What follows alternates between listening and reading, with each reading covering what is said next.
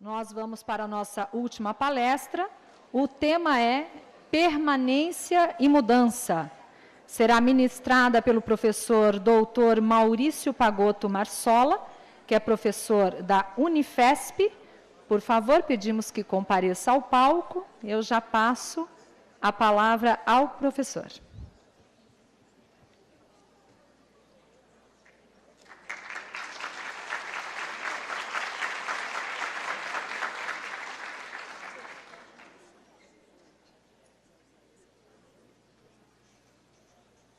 Pode ser isso?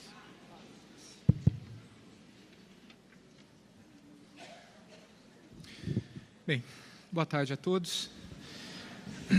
Eu queria agradecer, antes de mais nada, a organização desse congresso, pelo convite,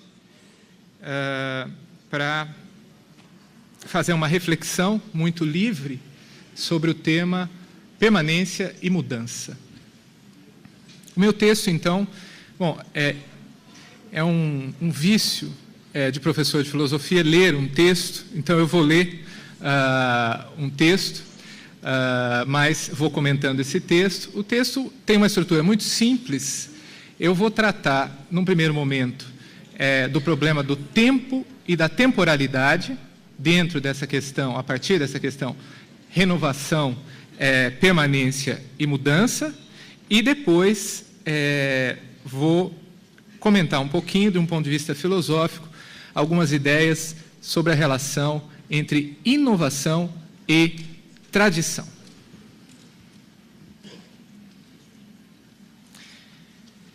Bem, um dia de chuva na metrópole, numa metrópole como São Paulo, faz com que muitos de nós tenhamos a experiência de uma realidade comum. Todos nós estamos sempre atrasados. Isso é uma característica de nossos dias. Nós lutamos contra o tempo e nós temos a sensação de que ele escorre pelas mãos, continuamente. São prazos e agendas, necessidades que devem ser satisfeitas imediatamente. Todos nós parecemos como aqueles garçons de bares muito movimentados.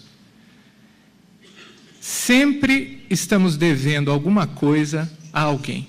Essa é uma sensação absolutamente comum. Todos nós temos essa sensação de sempre estar devendo, atrasado com alguma coisa e devendo alguma coisa a alguém. Seja num registro familiar, mas, sobretudo, também no registro profissional, né? Esse escoamento veloz do tempo, no qual, para usar a imagem do poeta, estou falando aqui de Manuel Bandeira, as horas nos deixam apenas as suas cinzas, produzem aquela experiência que muitos poetas, filósofos e literatos identificaram como a característica fundamental do nosso tempo: a aceleração do tempo. O antigo tempo, o antigo registro da temporalidade, marcado pelos ciclos da natureza e pela alternância de dias e noites em seu ritmo próprio, foi substituído por uma temporalidade marcada pelo relógio, isto é, uma temporalidade dominada, objetiva, uma temporalidade que pode ser cronometrada. De um ponto de vista existencial, nós podemos dizer que o tempo é propriamente o que constitui a vida humana. Nós somos seres mergulhados no tempo. O tempo é a nossa, digamos assim, essência, porque a nossa vida toda se desenrola no tempo e nós somos marcados, então, nas mais diversas etapas da nossa vida pela temporalidade. O sentido do nosso ser é, portanto, a temporalidade. Somos seres temporais, marcados por processos de amadurecimento e degenerescência, isto é, aquilo que os antigos denominavam de seres mortais, por contraposição aos deuses, esses sim, sempre imortais. Assim, num poema fundador da literatura ocidental, a Ilíada, já podiam ser lidos os seguintes versos: Eu cito alguns versos da Ilíada de Homero. As gerações dos mortais assemelham-se às folhas das árvores, que, umas, os ventos atiram no solo sem vida, outras brotam na primavera, de novo, por toda a floresta viçosa. Desaparecem ou nascem os homens da mesma maneira. Então, a experiência do tempo é a experiência também do caráter passageiro das nossas vidas, como as folhas que caem e como o ciclo das estações que se renova. Entretanto, essa celeridade do tempo tornou-se, como dizíamos, uma característica da nossa época, dos nossos dias. Na virada do século XIX para o XX, pensadores como Baudelaire, o poeta, ou Nietzsche, filósofo, já apontavam para essa aceleração. Nesse tempo, Nietzsche, por exemplo, denominava, então, esse tempo acelerado de tempo da máquina.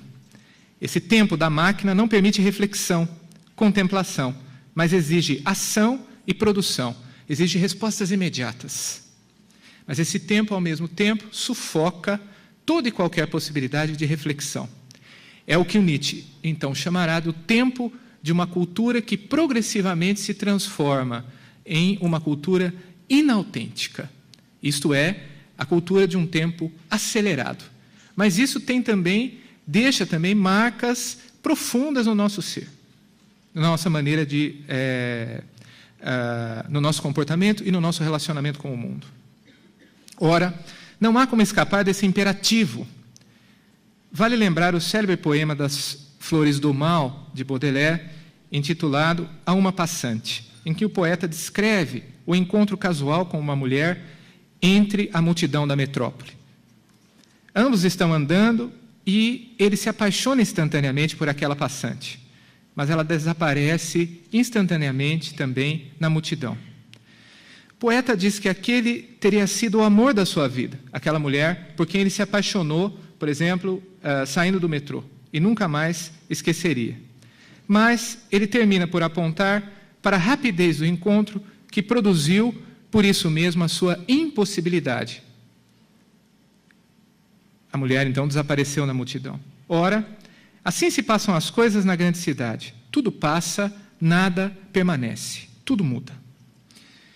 Então, essa é a experiência que nós temos no dia a dia. Empresas abrem e fecham, pessoas passam, se conhecem e se esquecem instantaneamente. Tudo que é sólido se dissolve no ar. A conhecida frase de Marx, essa frase de Marx, ganha um contorno novo, que é justamente porque ela é potencializada pelo advento da tecnologia e da virtualidade. A rapidez do tempo produz dois grandes vetores que são igualmente constitutivos de nosso tempo. O primeiro é a fugacidade, a rapidez e a dissolução de todos os valores. Tal como Nietzsche também já havia apontado. O homem moderno crê, ora num, ora noutro valor, para logo em seguida deixar de crer. Trata-se da redução de todos os antigos valores a nada e da sua substituição contínua e acelerada. Isto é, nós não conseguimos mais fixar valores que guiam o nosso comportamento. O homem moderno não tem mais uma estrela polar, como diz o Nietzsche, que o guia.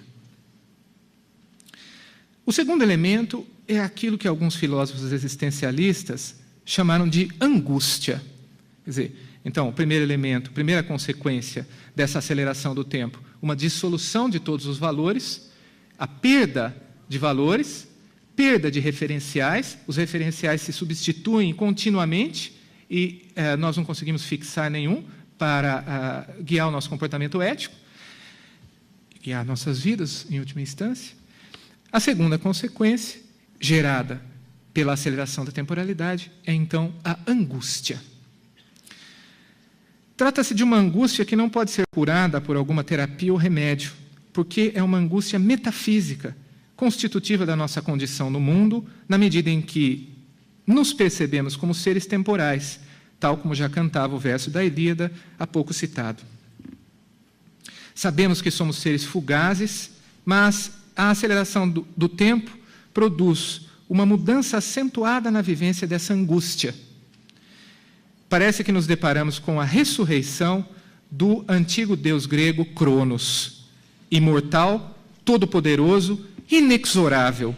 Ele devora os seus próprios filhos de maneira impiedosa. O deus Cronos, então, o tempo, essa personificação do tempo para os antigos gregos, a sua característica fundamental é justamente a sua inexorabilidade, ninguém escapa dele, e ele devora seus filhos. Por mais astuto e organizado que alguém possa vir a ser, ele não poderá escapar das mãos de Cronos. Então, apesar de todas as inovações tecnológicas, de todos os recursos para nos organizarmos e produzirmos cada vez mais, de todas as astúcias da ciência para prolongar nossas vidas, nos deparamos novamente com o terror de Cronos. Isto é, nós estamos diante do horror do tempo.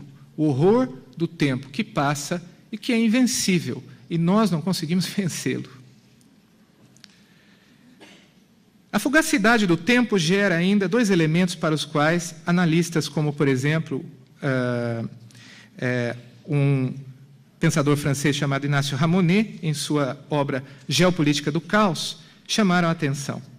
São eles a imaterialidade, característica do mundo virtual no qual nós vivemos. Todos nós estamos o tempo todo mergulhados na virtualidade, vivemos entre, não é, agora o virtual e a presença viva da matéria, digamos, e também, de outro lado, o imperativo do imediato, que gera ainda uma outra necessidade, a necessidade da novidade. Novidade, inovação, originalidade. Esses elementos parecem impor naturalmente a relevância de algo que será objeto de consumo, seja uma mercadoria, seja um projeto, seja uma forma de vida. Algo para ser interessante, algo para ser bom, é necessário que ele seja novo, original, inovador. Além disso, compreendemos muitas vezes a inovação como um começar do zero, como uma descoberta de algo surpreendentemente original. É muito comum nós ouvirmos que alguém foi genial porque inovou, revolucionou, instituiu o novo. Então, o gênio está sempre ligado à descoberta do novo, não é? Diante dessa necessidade de inovação, de mudança e de originalidade, cabe a pergunta: será que pensar ou construir algo, desenvolver um projeto, exige necessariamente a novidade? Em outras palavras, não se pode inovar precisamente retomando uma tradição e os elementos que a constituem, ou seja, os elementos antigos?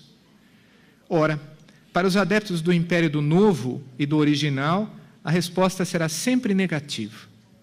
Entretanto, nós podemos perguntar se essa resposta ela não estaria viciada pela ansiedade provinda da angústia que o horror do tempo produz ao escoar rapidamente e nos dar essa sensação, então, de que se nós não inovarmos, nós perderemos algo. Então, a fugacidade do tempo faz com que haja um imperativo da novidade. Então, é desse ponto que, dessa constatação, ou seja, há uma aceleração do tempo, isso impõe, então, um imperativo de imediatez, mas, ao mesmo tempo, impõe a nós uma angústia profunda, porque nós não sabemos lidar com o tempo, e produz, por outro lado, a necessidade do novo. Característica da nossa época, ser original. Quem não é original, então, cai em algumas repetições que perdem o interesse. Bem, então, agora, justamente a partir dessa constatação, nós podemos traçar algumas considerações sobre a relação entre inovação e tradição. O que é inovar? O que é uma inovação? E o que é, efetivamente, a tradição? Talvez uma diretriz para pensarmos a questão da inovação, de um ponto de vista filosófico, é claro, não vou abordar essa questão do ponto de vista econômico, nem sociológico, nem antropológico, mas do ponto de vista filosófico. Talvez, então, essa diretriz possa ser dada se nós tentarmos compreender o que, a partir da modernidade, se compreendeu por novo, novidade, originalidade. Em um sentido mais geral e comum, nós sabemos que normalmente se compreende o termo inovação por novidade, renovação, mas também revolução e nova ordem. De qualquer modo, nesse sentido mais comum, nós estamos diante do imperativo do novo. Um dos seus signos na modernidade é, por exemplo, a moda. Estar na moda ou fora de moda tornam-se exigências sobre as quais sequer refletimos, simplesmente nós seguimos. No entanto, para esse sentido comum de inovação e de moda, vale lembrar a frase irônica de Oscar Wilde. Ele dizia: a moda é uma coisa tão feia que a cada 6 meses deve ser mudada. Hoje, muitos pensam que inovar é substituir o antigo e instaurar o novo a partir do nada.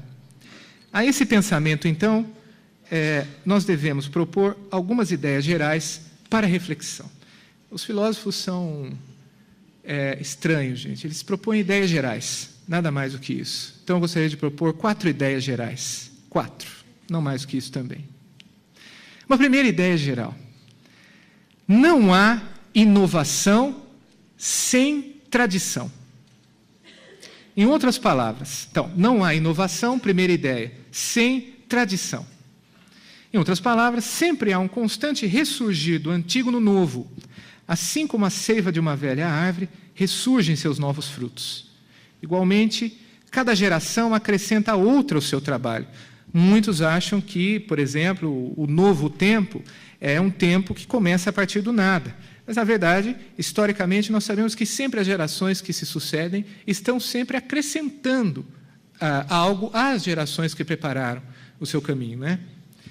Como já indicou Thomas Kuhn, um filósofo que refletiu sobre a ciência e sobre as mudanças científicas, as inovações científicas, numa obra chamada A Estrutura das Revoluções Científicas, uma revolução instaura, sim, uma grande inovação, um novo paradigma, uma nova maneira de pensar o mundo. As leis da física, por exemplo, que se transformam, a maneira de se entender o cosmos, a maneira de se entender a posição da Terra, por exemplo, no universo, a maneira de se entender o universo, tudo isso é extremamente novo e acompanhou as várias revoluções científicas ao longo dos séculos. Assim aconteceu com a grande revolução copernicana, que substituiu o sistema geocêntrico pelo heliocêntrico. Assim com Newton, com Einstein.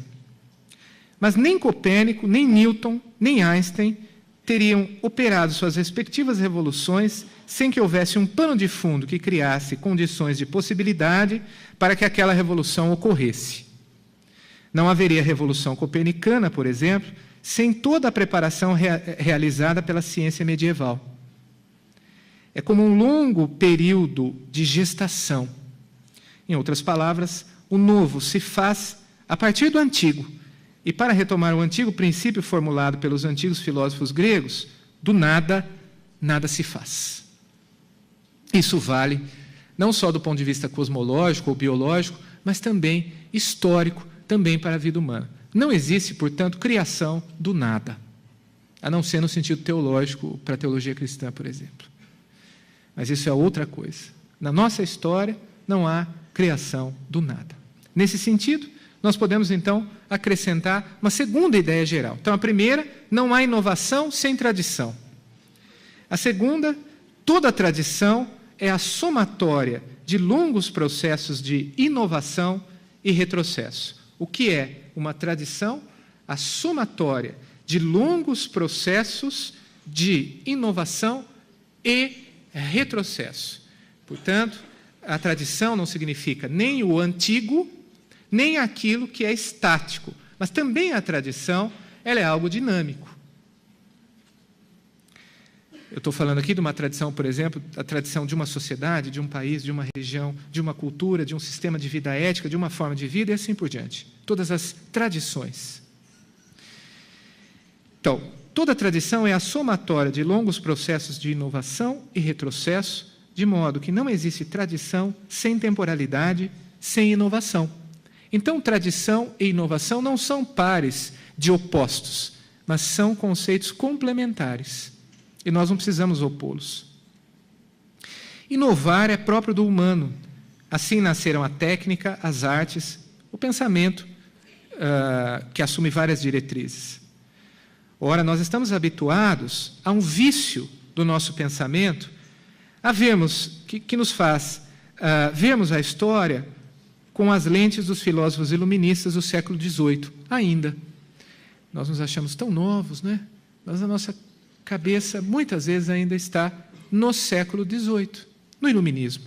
Não é? Eu explico o que eu quero dizer com isso. Uma das ideias mestras do iluminismo é a ideia de que, ao fazer um uso autônomo da razão, agora sem a tutela da Igreja ou do Estado, a humanidade adquiriria sua maioridade e ingressaria numa fase de progresso contínuo, gerado pelo uso das luzes da razão. Então, o que é a consequência, muitos filósofos como Kant, por exemplo, vão dizer, a consequência do iluminismo, que faz uma crítica da tradição, faz uma crítica à religião, por exemplo, é entendida como superstição para os iluministas, e coloca a razão no centro normativo de toda a história humana, fazendo uso da razão, então, o homem se emanciparia, isto é, ele adquiriria a sua maioridade intelectual, se libertando daquelas tutelas que guiavam o seu pensamento antes, né, no período anterior. Por exemplo, na Idade Média, para os iluministas, o homem vivia condicionado pelo pensamento religioso. Não é? Então, agora, fazendo uso da razão, ele poderá produzir ciência, produzir inovação, produzir técnica e, assim, progredir, a humanidade progrediria infinitamente por esse uso autônomo da razão. É assim que um filósofo iluminista como Condorcet, que escreveu um livro chamado... Ele estava preso na Bastilha, na época, e escreveu um livro muito otimista, chamado Esboço de um quadro histórico dos progressos do espírito humano.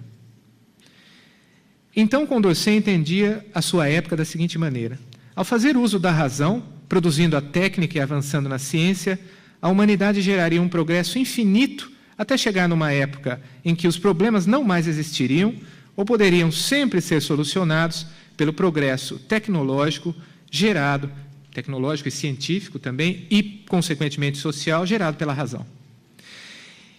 Instaura-se, assim, uma grande mitologia do progresso, na qual todos nós ainda estamos mergulhados. O progresso é justamente visto como inovação. Né? O que é progredir? É abandonar. Isso nós vemos, por exemplo, em algumas cidades onde o sinal do progresso é derrubar, por exemplo, os prédios antigos e construir aquelas caixas, né, no lugar. Aí a cidade está progredindo. O progresso chegou. Vamos asfaltar as ruas, derrubar as árvores, derrubar os casarões, derrubar tudo que é antigo e fazer tudo novo. Isso é progresso. Mas a experiência de duas grandes guerras fez com que a consciência europeia recebesse uma grande frustração. A mesma razão que gera o progresso e a inovação gera a barbárie. A mesma ciência que produz uma vacina que salva 1000 pessoas, produz uma bomba atômica que extermina 1 milhão. Onde estaria, então, o progresso? Essa é a pergunta. Dessa pergunta, então, uma outra observação que constitui, então, uma terceira ideia geral. Então, retomando, primeira ideia geral, não é inovação sem tradição. Segunda, toda tradição é a somatória de longos processos de inovação e retrocesso. Então, não dá para pensar a história da humanidade no sentido de um progresso linear, pura e simplesmente, de modo ingênuo. Terceira ideia geral, nem sempre podemos compreender inovação como evolução em sentido qualitativo. Ora, um outro vício do nosso pensamento, um vício é o iluminismo, não é?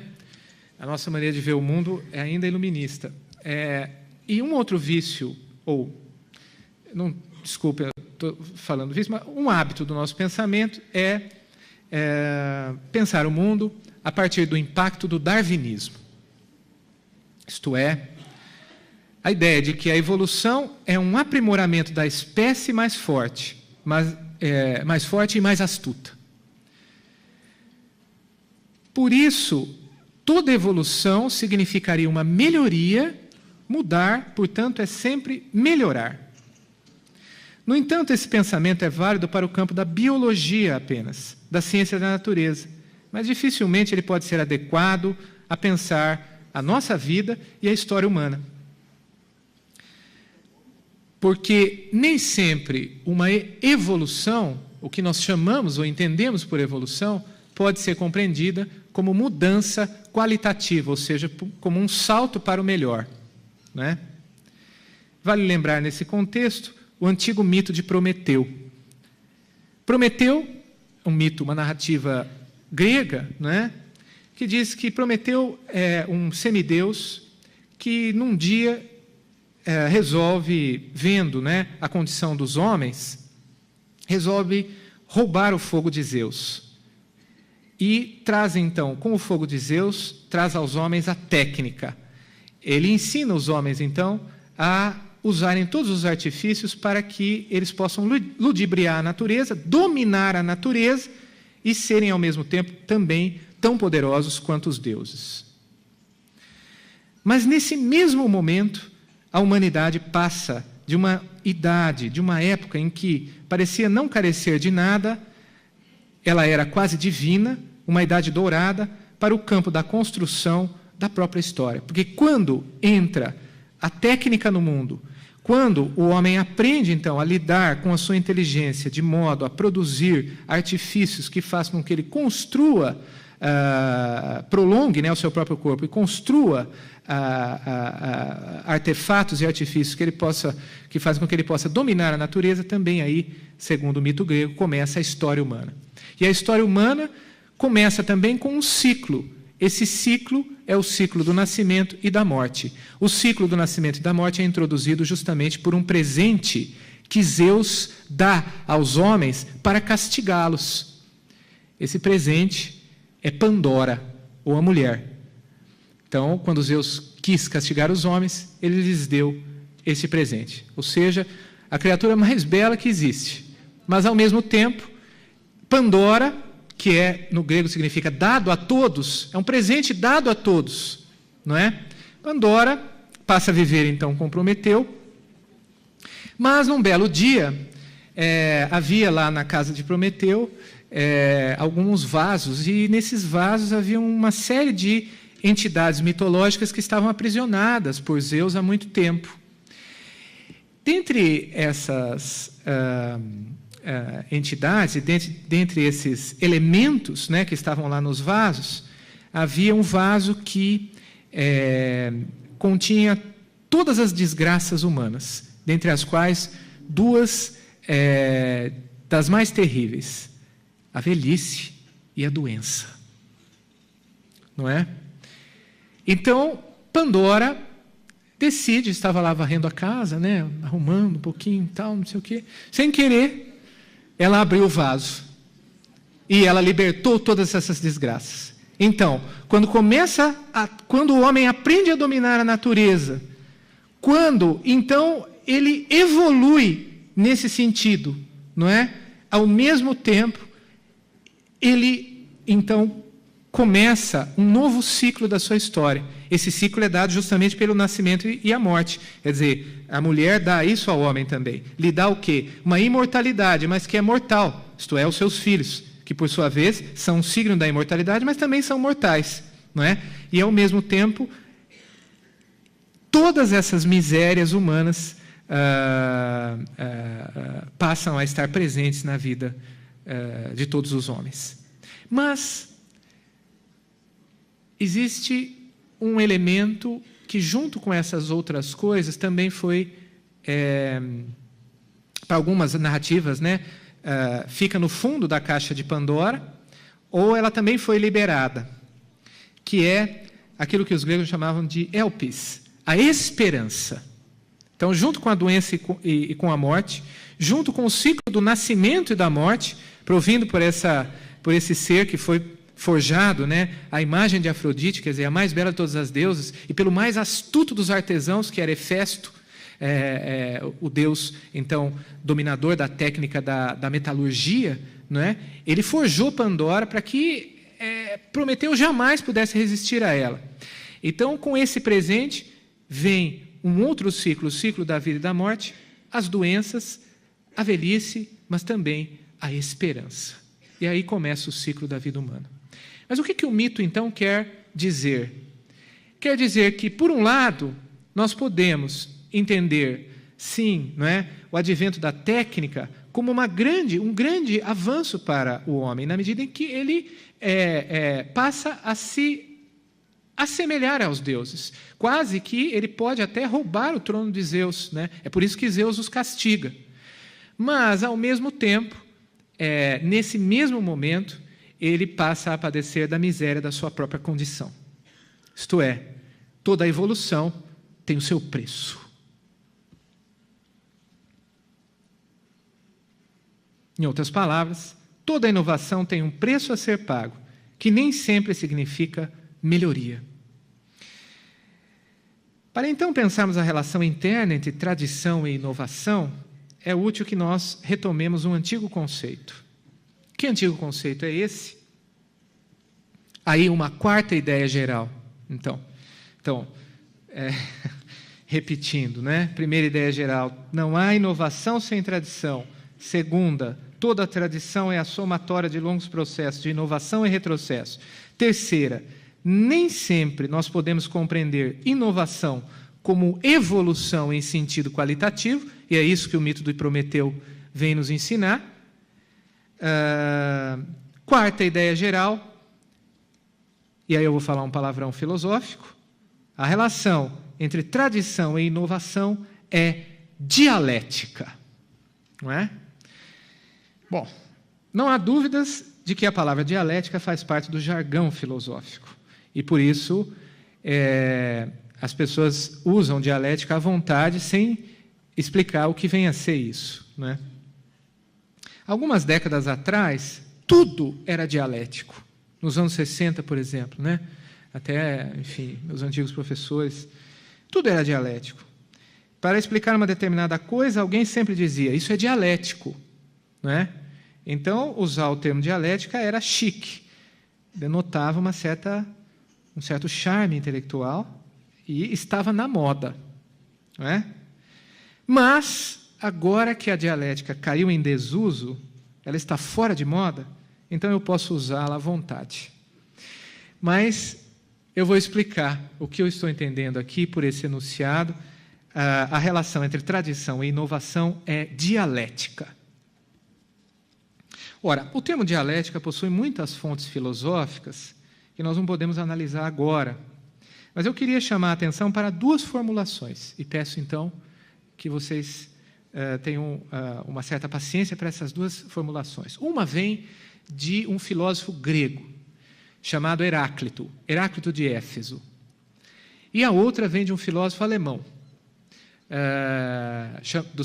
Heráclito viveu no século VI a.C., e Hegel, esse filósofo alemão, que viveu no século XIX. Então, um numa ponta da história, o outro na outra. O outro no limiar da nossa época. Aliás, Hegel é, digamos assim, o último dos filósofos modernos, né? Quer dizer, da modernidade clássica, digamos assim, e o primeiro dos contemporâneos. Ora, a ideia de dialética, então, provém de uma concepção formulada por Heráclito, e é de Heráclito a conhecida frase que muitos de vocês já devem ter ouvido. A frase é a seguinte: não te banharás 2 vezes no mesmo rio, porque as suas águas não são nunca as mesmas, e tu não és nunca o mesmo. Então, famosa frase de Heráclito, nós não podemos nos banhar 2 vezes no mesmo rio. Ora, para Heráclito, então, o escoamento do rio é uma metáfora do escoamento da própria realidade, porque tudo que existe está sujeito à mudança. nada permanece o mesmo. Permanência e mudança? Ora, para Heráclito, o que existe é a mudança. Tudo muda, tudo flui, diz Heráclito. Tudo flui como as águas de um rio. Tudo muda, por quê? Porque tudo está mergulhado nos rios da temporalidade. Quer dizer, então a imagem do rio é justamente a imagem do fluxo da temporalidade no qual todos nós estamos mergulhados. Ninguém, então, escapa das águas deste rio. Tudo é constituído pelo tempo. Assim, tudo é impermanente. E a permanência é uma ilusão criada pelos nossos sentidos. Heráclito diz, ora, nós vemos as coisas como estáticas, né? Nós achamos que as coisas são sempre as mesmas, sobretudo quando, eu acabei de dizer, comecei dizendo que na metrópole isso já é mais difícil, né? Mas, se nós formos para alguns lugares mais afastados da cidade grande, nós ainda vemos que as coisas têm um outro ritmo. Então, elas parecem ser permanentes. Então, os nossos sentidos criam uma ilusão, que as coisas são permanentes, que as coisas são sempre as mesmas.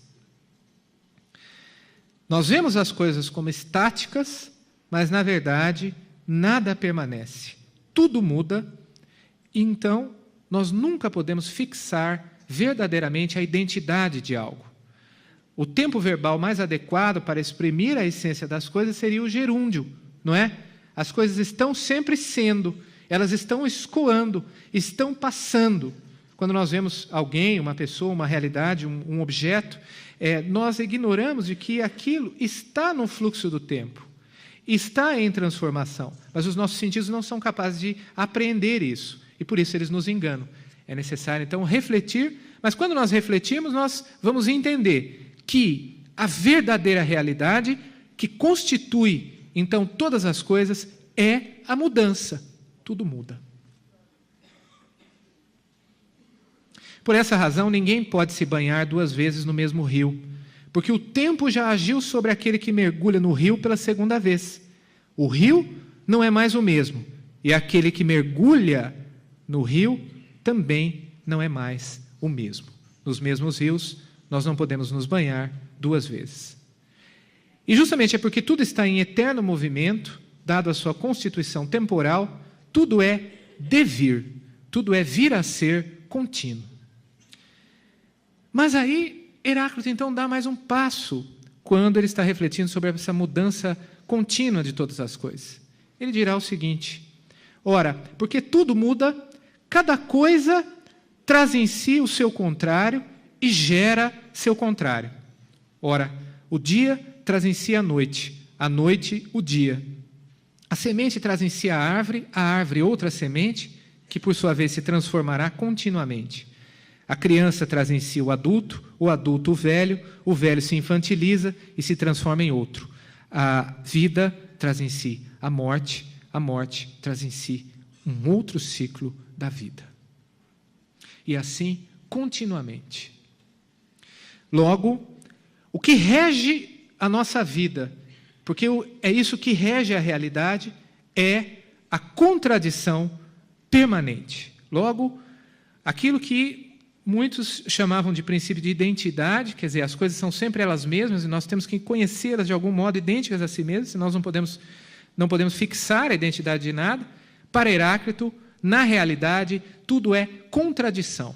Então, Heráclito instaura um princípio fundamental da dialética, que é o princípio de contradição. Nada permanece idêntico a si mesmo. Tudo muda e cada coisa traz em si o seu contrário e gera o seu contrário devido à sua mudança permanente. Bem, um outro pensador importante na formulação do conceito de dialética foi Hegel, esse filósofo alemão que eu mencionei, do século XIX. Hegel retoma essas ideias de Heráclito para pensar a relação entre permanência e mudança.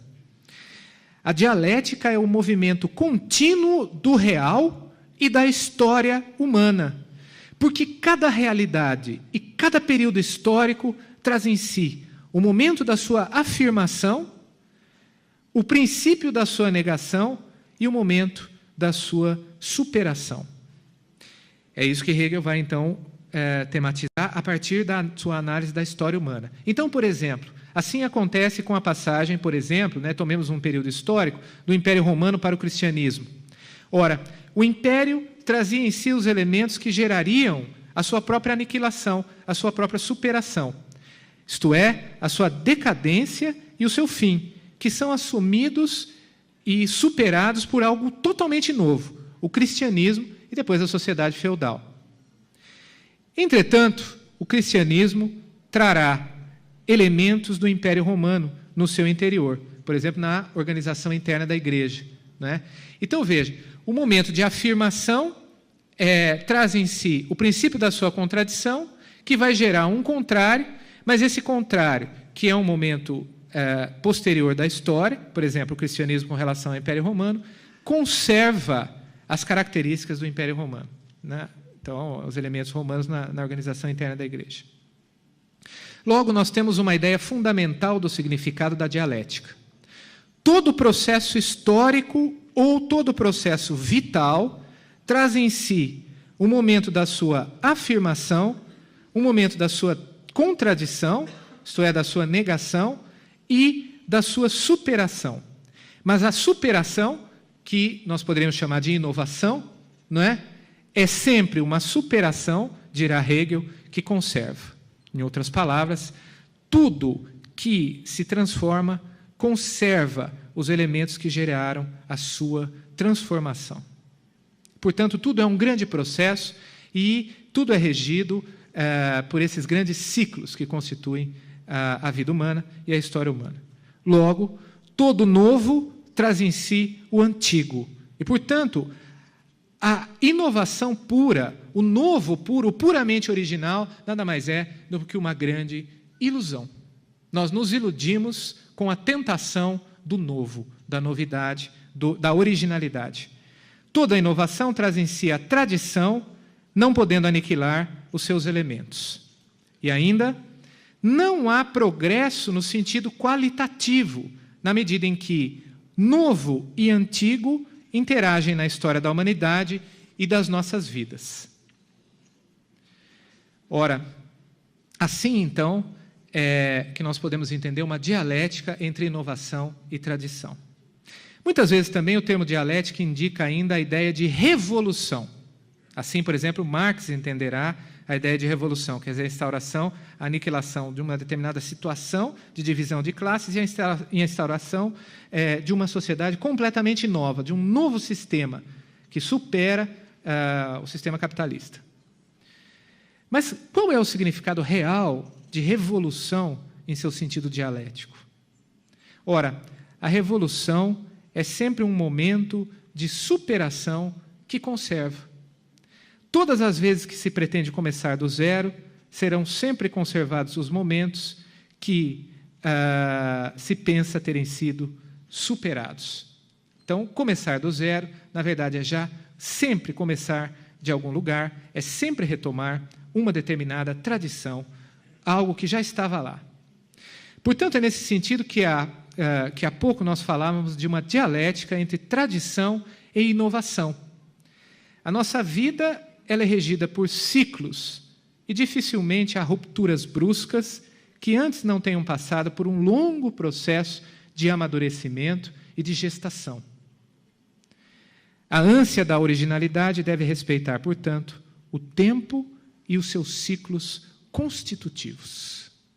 E isso seria verdadeiramente um tempo não maquinal, não um tempo prometeico, digamos assim, mas um tempo verdadeiramente humano. Ora, para nós concluirmos essas nossas brevíssimas reflexões sobre a relação entre tradição e inovação, nós podemos evocar dois outros termos componentes do vocabulário da temporalidade que os antigos gregos, por exemplo, usavam. Esses dois termos são o efêmero, que os gregos chamavam de efêmeros, e um outro termo que nós traduzimos com dificuldade, que é o termo kairos. Kairos. Ora, o efêmeros indica a fugacidade e a passagem rápida de uma determinada realidade. É nesse sentido que nós conservamos, então, ainda a expressão efemeridade, efêmero. Assim, por exemplo, a vida das plantas, dos homens, de certas realidades humanas. Tudo, então, está sujeito a uma certa efemeridade. Agora, ao lado do efêmeros, há um conceito temporal que é o kairos. O kairos, por outro lado, indica o momento oportuno, o tempo certo para se fazer algo, isto é, a oportunidade. Kairos é justamente o momento oportuno. Uma vez passado o momento oportuno e perdida a oportunidade, ela não mais voltará. Então, o kairos é aquele momento oportuno no qual nós devemos, então, que deve ser apreendido. Se ele passa, ele não volta, e muitas vezes o preço é muito alto, pode ser até o preço da própria vida. É necessário, então, saber apreender o kairos, saber apreender o momento oportuno, porque ele é algo que não volta. Sua percepção, então, a percepção da oportunidade, do momento oportuno, é um dom conferido por uma deusa, a deusa Metis, que significa astúcia. A deusa Metis significa a astúcia ou a inteligência astuta, que era justamente a patrona de todas as artes e de todas as ciências.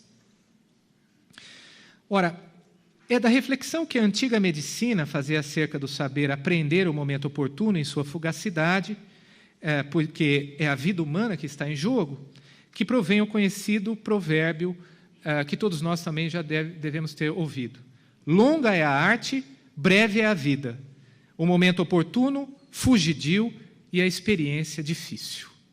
Longa é a arte, breve é a vida, o momento oportuno, fugidio, e a experiência difícil. Ora, celeridade, rapidez, agilidade, apreensão do momento oportuno e habilidade para executar uma tarefa em tal momento, para os antigos gregos e romanos, são dons valiosos, tanto quanto o respeito que eles devotam aos antigos e às suas tradições. E, nesse sentido, então, há duas entidades mitológicas que representam esse antagonismo entre rapidez e habilidade permanente. Essas duas entidades são os deuses Mercúrio e Vulcano.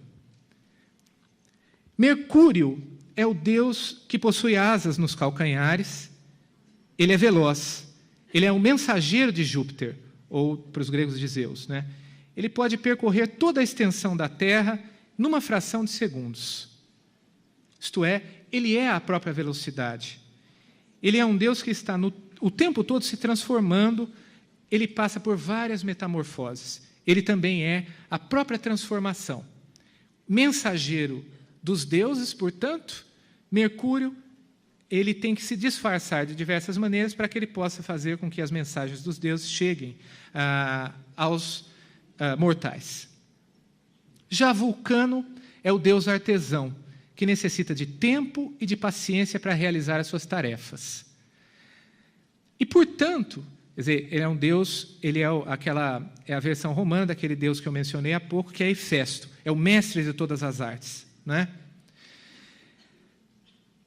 Então, há dois tempos nesse sentido, um tempo de Mercúrio e um tempo de Vulcano. Esses tempos são complementares na vida humana. Muitas vezes o imediatismo, ele é obtido à força de pacientes e minuciosos ajustamentos. Aliás, como diz o grande escritor Ítalo Calvino, num livro muito bonito chamado 6 Propostas para o Novo Milênio, ao falar acerca da rapidez, ele diz assim: uma intuição instantânea que, apenas formulada, adquire o caráter definitivo daquilo que não poderia ser de outra forma. Mas, igualmente, o tempo que flui sem outro intento que o de deixar as ideias e sentimentos se sedimentarem, amadurecerem, libertarem-se de toda a impaciência e de toda contingência efêmera.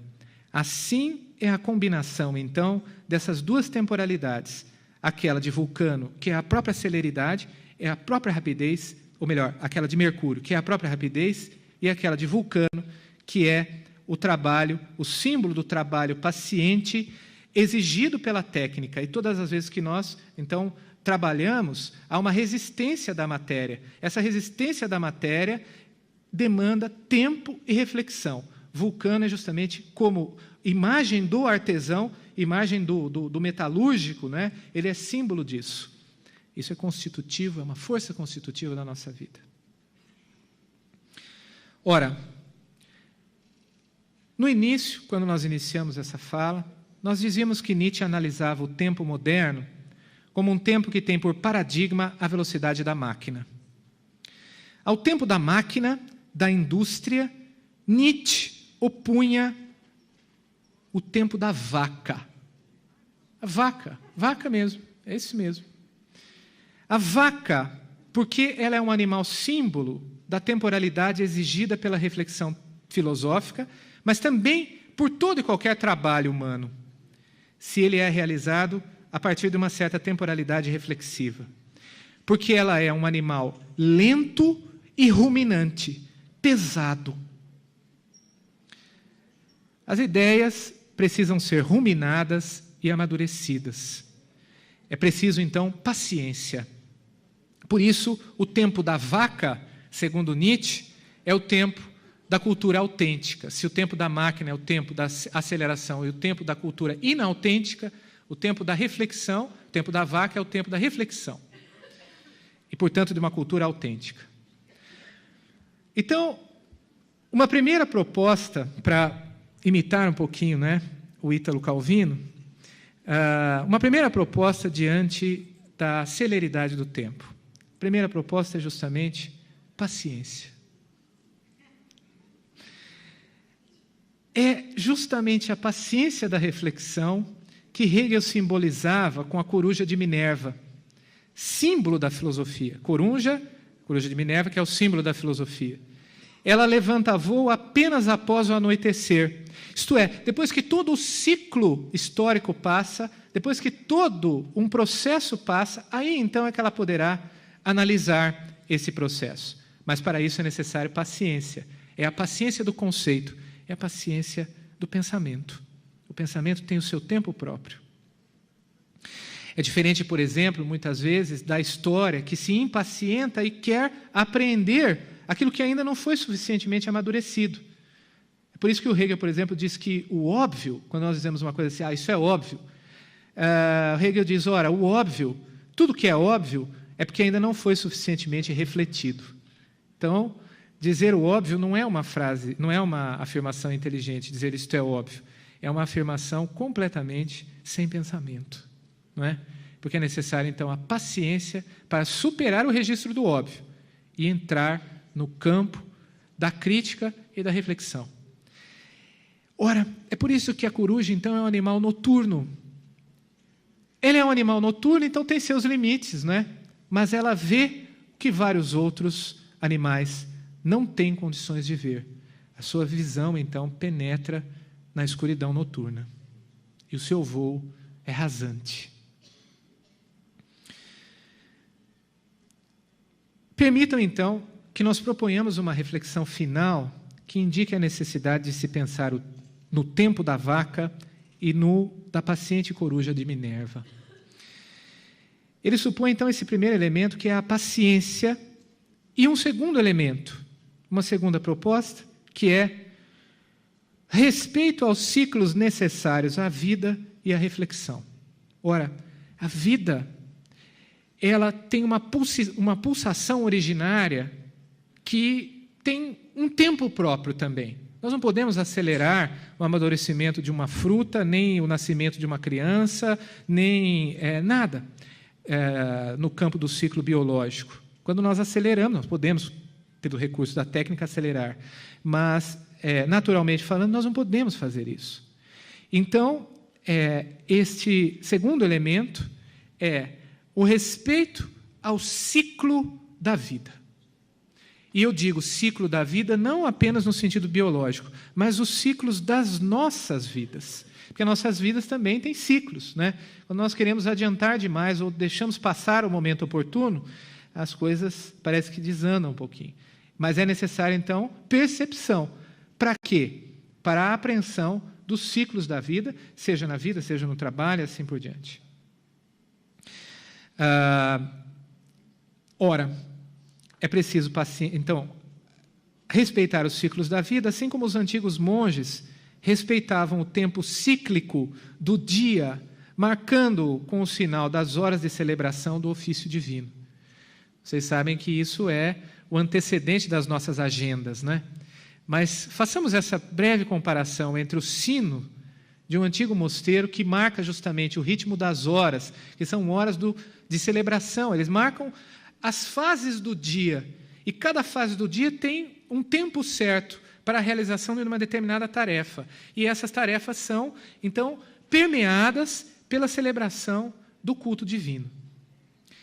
Com isso, eu não quero dizer que todo mundo tem que ser monge, mas que esta forma de ver a temporalidade, ela é radicalmente diversa da celeridade da nossa agenda, porque hoje a nossa agenda também, quer dizer, essa marcação do tempo é o ancestral da nossa agenda, mas a nossa agenda hoje é uma agenda eletrônica, é uma agenda que nos aprisiona absolutamente. Nós estamos lá, mas estamos com o celular na mão, vendo quantos 1000 e-mails chegaram na breve meia hora que nós ficamos conversando com alguém ou ficamos fazendo alguma coisa, né? Ou, enfim, fazendo uma conferência, por exemplo. Eu depois, quer dizer, façam essa experiência, vejam quantos e-mails chegaram nesse breve tempo que vocês ficaram aqui, ou no dia de hoje, por exemplo, né? A gente estava conversando sobre isso agora há pouco. Então, há uma transformação do tempo cíclico que respeita, né, um certo amadurecimento normal do dia, de cada período do dia, mas também do mês, do ano, da vida, não é? Esse tempo, então, esse tempo cíclico, ele é transformado e acelerado. Bom, segunda proposta, então, respeitar os ciclos do dia, da noite, os ciclos da vida. Ora, então, nesse sentido, nada mais esse tempo nada mais é do que um tempo humano, com todas as suas grandezas e com todas as suas limitações. Terceira proposta, portanto, humanizar o tempo. Quer dizer, o tempo virou o nosso terror, ele é nosso Senhor. Mas como é que nós podemos ser, veja, isso é quase uma utopia, né? Senhores do tempo. Porque quando o tempo é nosso Senhor, Cronos é inexorável e impiedoso. Ao gerar os seus filhos, ele os devora. Além disso, uma última proposta, uma quarta proposta, né? Então, paciência, respeito aos ciclos do tempo, humanizar o tempo, encontrar vias de humanização do tempo. Quarta proposta, ser anacrônico, não é? Porque o que é ser atual no mundo de hoje? Todos nós queremos ser atuais, né? A atualidade. Bom, mas é preciso perguntar, o que é ser atual ou ser antigo na fugacidade do tempo? O que é ser atual no grande teatro da história humana?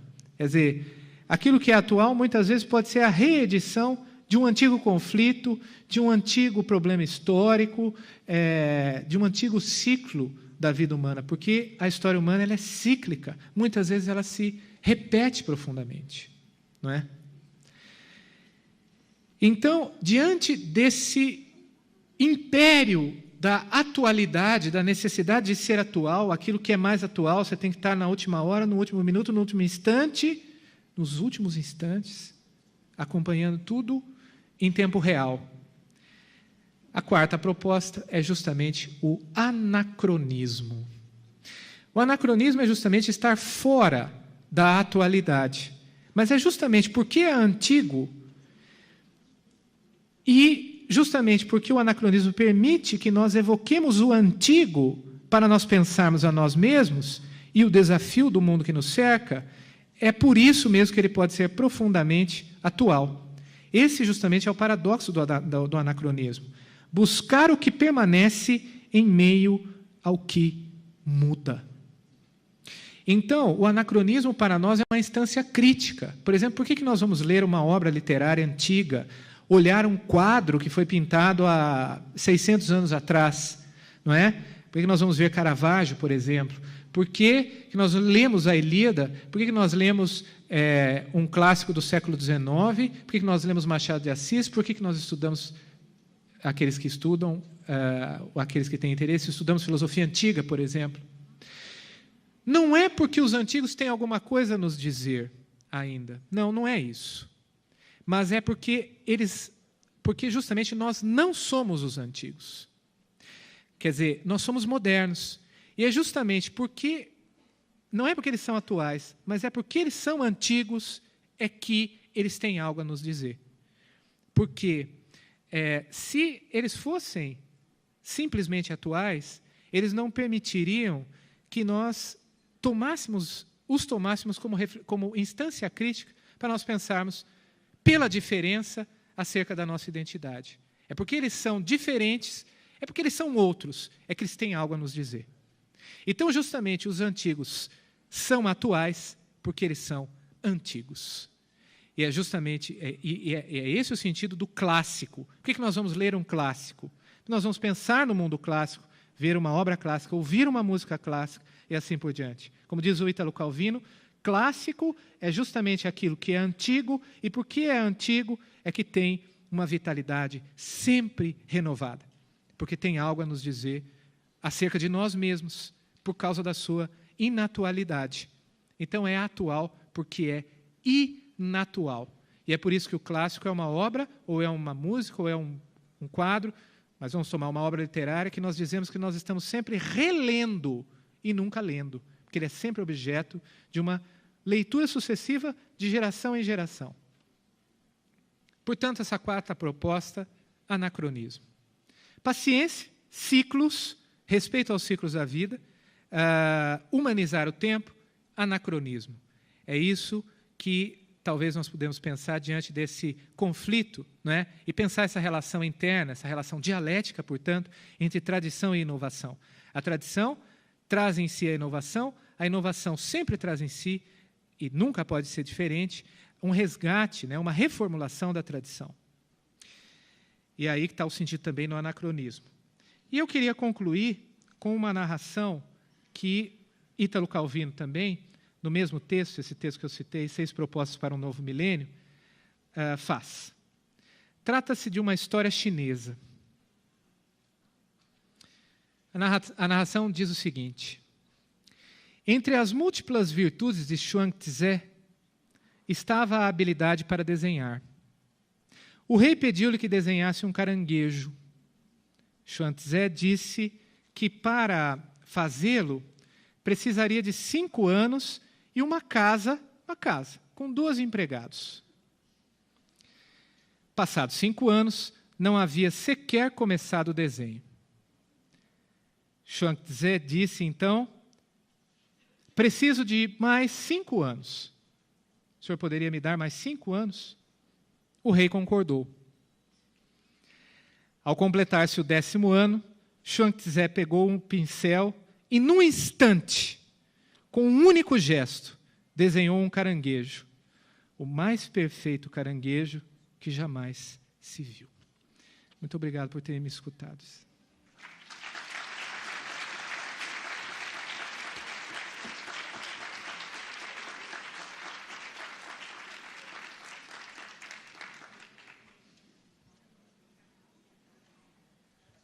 Obrigada, professor doutor Maurício Pagotto Marsola, pela colaboração, pela participação hoje. Nós encerramos com esta palestra, então, o nosso primeiro congresso sobre gestão de pessoas no setor público paulista.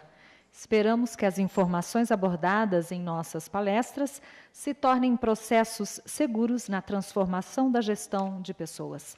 Agradecemos a todos.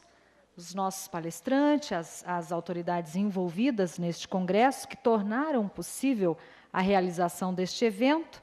Agradecemos também a presença de todos vocês que estiveram conosco aqui no auditório e também a vocês que nos acompanharam pela web. Uma ótima noite a todos e até o nosso próximo evento. Obrigada.